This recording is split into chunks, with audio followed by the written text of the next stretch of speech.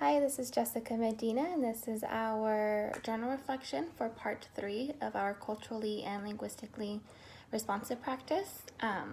In reflecting back on part 3, I think incorporating Anna's culture in our classroom came most naturally for me. It came more naturally for me because I felt like I'm familiar with ways to incorporate culture into the classroom, such as utilizing the library, the dramatic play area, and the art area. So I felt that came pretty naturally for me. A challenging part of the CLRPP was identifying culturally responsive learning objectives for Anna. I found that part challenging for me because in identifying learning objectives for her, I was just immediately drawing to learning objectives that I felt that she needed rather than stepping back and looking and seeing if they were culturally responsive to her. And also I've caught myself having to incorporate and think about her parents, her culture, and what would match with those as well. So that was a bit challenging for me to reprogram my thinking.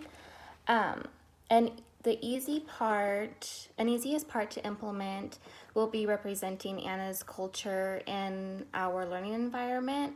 I feel this part will be easy just because I feel like I have resources to do so, such as I have a book called Abuela's Weave, which in her culture, she's Guatemalan, so weaving is something that the women in their culture do. So displaying that book in our library would be a way to represent her culture in our classroom, as well as incorporating, I have a weaving board, so maybe putting that in our art center. That way she and other children can practice weaving, creating something like that.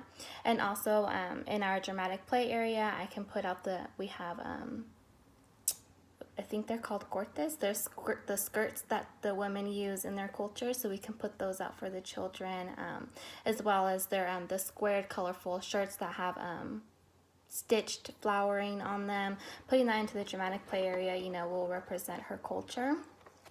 A challenging part to implement will be her home language. Even though it's a pretty simple thing that we can do, I kind of want to go outside of just labeling our items in Spanish. I definitely will implement that in labeling our items in English and Spanish, but also I would like to incorporate reading books in Spanish and doing some songs and rhymes in Spanish. So I find that might be challenging because I will definitely have to practice on the language and review the book before reading it to her and the other children. But overall, I think this plan has helped develop and contribute to my competencies in the NAYEC, especially in the second standard of knowing how to support and engage families and communicate through respectful, reciprocal relationships.